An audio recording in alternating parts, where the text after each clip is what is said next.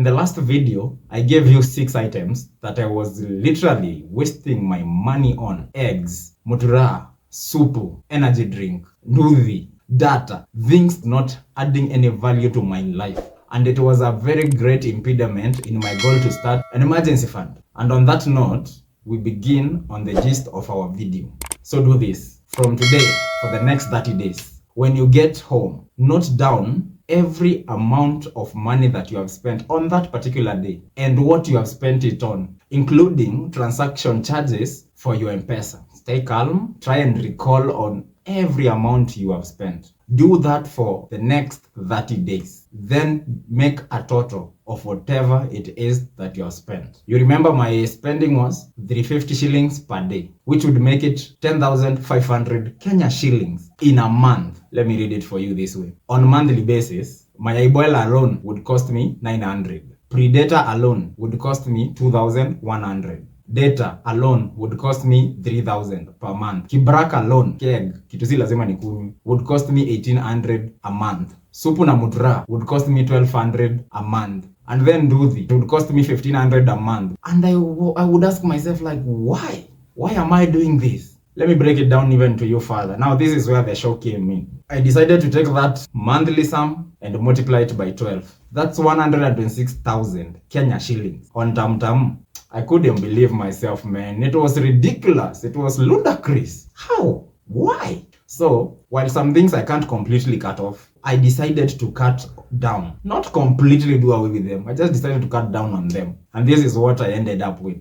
Kwa mayai boiro, instead of having one mayai, I just bought one crate na nikaeka kwa nyumba. Na tuka-agree na wife. Kila wiki, tunakula mayai either once ama twice. Ni mimi, yeye na mtoto. Kila mtu mayai moja moja. We don't need excess protein. Bado tunakulanga marago, bado tunakula nyama. So I was able to cut my expenditure from 900 to 380 per month. Because huku mayai, kreti moja ni 380. So I was able to save 520 on the mayai alone. On the predator issue, nilikuwa na spend 2,100 every month. Nika cut that off, nikasema nitakuwa na take one predator every week. Now I spend only 280 Kenya shillings as compared to 2,100. Now I'm saving 920 on the predator alone every month. I used to spend 100 Kenya shillings daily on that to buy 1 GB. Now I'm just buying 500 MBs at 50 bob Kenya shillings daily, which means I'm saving 1,500 every month. When it comes to keg, niliatanga kwenda out na mabeshte. So I used to take kibrak kimoja every day. That would come to around 1,800 Kenya shillings in a month. Now I just take it 4 times in a month. That's 280, which means I'm saving around 1,560 Kenya shillings in a month on kibrak alone. Kwa supu na mutura, I would spend 1,200 every month. Now I'm spending 280, which means I'm saving 880 Kenya shillings every month on supu alone. Ikikuja ni kwa nduthi, I was spending 1,500 every single month. Let's say I'm even using it 8 times a month, Monday na Friday, which will make my total expenditure right now 400 per month as compared to the 1,500, which means I'm saving 1,100 per month. So ukipiga hiyo hesabu yote, I'm saving 7,340 Kenya shillings a month just from reducing, not even completely quitting, just reducing. Which means in a year, I've reduced my expenditure on those useless items from 126,000 to that 7,920. Which means I'm saving 88,880, moti 89. And all of that is going into my emergency fund. Now imagine, kama vile niliwaambia kwa previous video, singekula mayai na wife ako hapo nisimbaie, mtoi ako hapo nisimbaie. Singeenda kukula kamtura tukienda home na nisijenge mtoika kitu ile siku tumeendanisha home. Nikibai ka energy drink mtoi atalilia. So nambaia ka yogurt kake pale kando pia. So niliambia tu wife na yeye pia animatch on that figure. We will each be saving that 88, let's call it 89,000 Kenya shillings. That's around 170 Kenya shillings in 1 year. Our target is 240 for the emergency fund. It will take us even less than the 2 years that I was talking about in the previous video.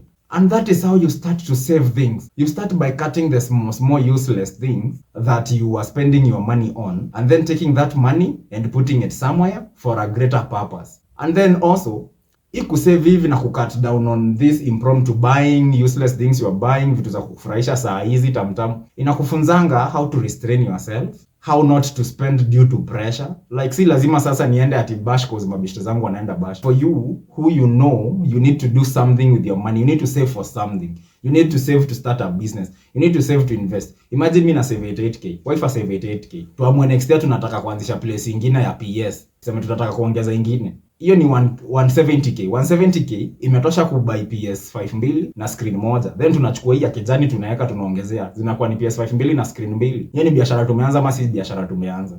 And I don't know why people don't do this math. But siwezi blame watu. When I was young, I used to be the same. Nikiwa kampo, I wish I knew this nikiwa kampo. Nikiwa kampo mimi nilikuwa kazi yangu ni kuspend. Nikatoka kampo nikakuja nikaanza kuhustle za mtumba. Hiyo time mtumba ilikuwa na do. Kazi yangu tu ilikuwa na save pesa wiki mzima, then tunaenda share bukla fulani hapo hivi ilikuwa nganguri, tunachafua do yote. Tunachachisha watu wanakutii, wanakutambua. Wewe ndo wa mamzinga. But at the end of the day, hujajisaidia. And at the worst, you are not being even a role model to anybody. Unajua tu kikaa tu una save hivi then watu wanaona shwa umebaika nguruwe kwa barabara kanafanya biz. Inakuwa motivation. Me time nilikuanga tu kazi yangu ni kulewa. People walikuwa wananibeba kama tu ule msee wa kulewa. But then I stopped. Nikaacha nikaanza kufocus on my life. Then nikaanza nafungua hii biz. Then hata perception ya watu kwangu ikachange. Kama ni church natoa. Kitambo hata 10% sikuwa natoa. Siku hizi 10% ikifika natoa. Mchango yote ikitokea natoa. Yani hadi perception ya watu inaanza kuchange. Mtu anakuja kwako ako na shida, you can spare 200 bob. Hebu imagine ndo mtu mkubwa aweze kuja kukuomba 200 bob. Na wewe ni kijana, wewe ni mdogo wake by far, wewe ni kama son wake. Inamaanisha they have seen something good in you. Wameona wewe ni mtu huwezi kosa pesa because wameona money management skills zako ziko top. Wameona financial literacy yako imeweza. Lakini sasa kama wewe ni mtu wa kulewa tu wanaonanga hiki ni kijamaa tu kingine kiamtaa kimepotea life akielewa venye kinafanya. Go sit down. Wewe ndo unajijua. Make the list. Anza leo for the next 30 days. Pesa umespendia kwa nini? Then see what you can cut. Hata ukiweza kureduce that spending by just 10%. Kama ulikuwa unatumia 2 so per day na uweze kureduce ikue 1 chwani. Hii chwani iko juu save hiyo chwani. Hiyo ni 1500 per month. At the end of the year, hiyo ni pesa hata unaweza enda home, even if for nothing else. Unaweza enda home, umebaya mamako nguo, umebaya budako nguo, umewachapa shopping, na unawachapa kama do ingine juu anabaki wakikula hadi uko Feb. Hata hizo peke yake ni baraka. Mzazi atasema, yes, that's my son. Na uliomoka. I hope I have been able to help you.